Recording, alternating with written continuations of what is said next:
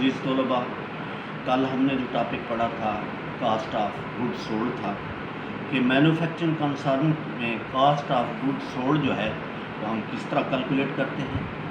आज income statement को हम लेंगे कि मैन्युफैक्चरिंग कंसर्न में इनकम स्टेटमेंट कैसे बनाई जाती है और नेट प्रॉफिट और नेट लॉस जो है वो कैसे ढूंढा जाता है। इसके लिए इनकम स्टेटमेंट के 5 सेक्शन हैं। पहला जो है आपने निकाला कि सेल रेवेन्यू, जहाँ से इनकी आमदनी, इनकी मेन जो है आमदनी का ज़रिया वो सेल्स रेवेन्यू है। अपनी प्रोडक्ट को ये सेल करके अपनी आमदनी कमाते हैं। और दूसरा जो है वो कास्ट ऑफ गुड्स सोल्ड है इसका सेक्शन। तीसरा इसके ऑपरेटिव और इसके एडमिनिस्ट्रेटिव एक्सपेंस, जो इसको ऑपरेट करने में मसलन सेल्स में भी उसके अखराजात आ जाते हैं, सेलिंग एक्सपेंस भी आ जाते हैं, ऑपरेटिंग एक्सपेंस भी आ जाते हैं, दोनों एक्सपेंस आप लेते हैं।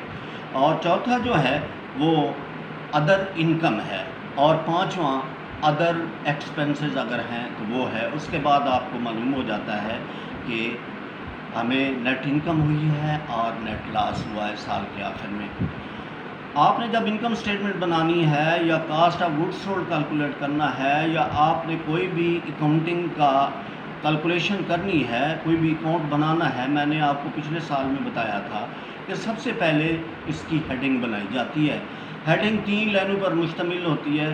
पहली लाइन में हम कंपनी का नाम जो है या बिज़नेस का नाम देते हैं और दूसरे के अंदर कि हम अकाउंट कौन सा प्रिपेयर कर रहे हैं, उस अकाउंट का इनकम स्टेटमेंट बना रहे हैं, कास्ट ऑफ गुड्स सोल्ड बना रहे हैं, क्या बना रहे हैं, प्राइम कास्ट निकाल रहे हैं। तीसरा जो है इनका फिनंशियल पीरियड जो है वो क्या है, कहाँ एंड होता है, वो साल जिसके अंदर इनका जो है ये अकाउंट बनाया जा रहा है वो।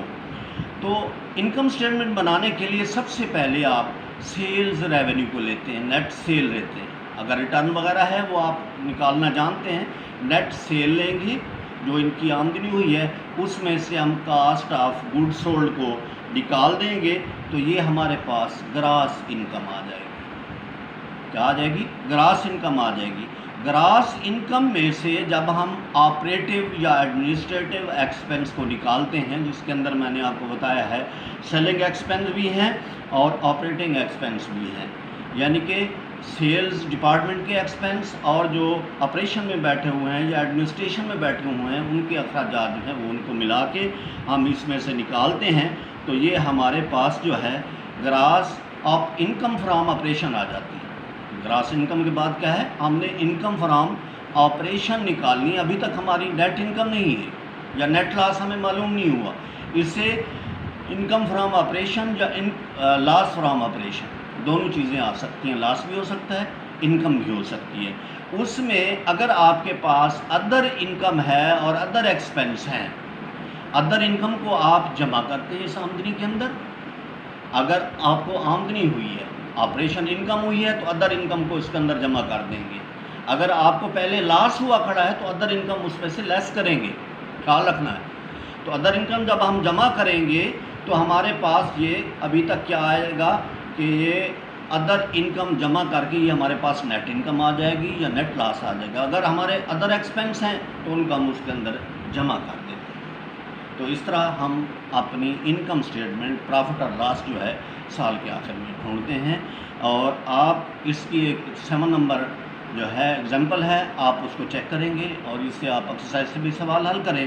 कल मैं आपको बैलेंस शीट बनाना सिखाऊंगा कि ये 2 मैन्युफैक्चरिंग कंसर्न वाले जो अकाउंट प्रिपेयर करते हैं वो 2 चीज़ें प्रिपेयर करते हैं। एक इनकम स्टेटमेंट अपनी प्रिपेयर करके इनको चाहिए होती है, BRB इनसे लेता है, इन्होंने टैक्सेस भी पे करने होते हैं, इन्होंने आगे जमा भी करानी होती है। और दूसरा अपनी बैलेंस शीट तैयार करते हैं कि इनके असासे क्या हैं, इनकी जिम्मेदारियाँ क्या हैं। तो थैंक यू, कल इंशाल्लाह फिर आप नेक्स्ट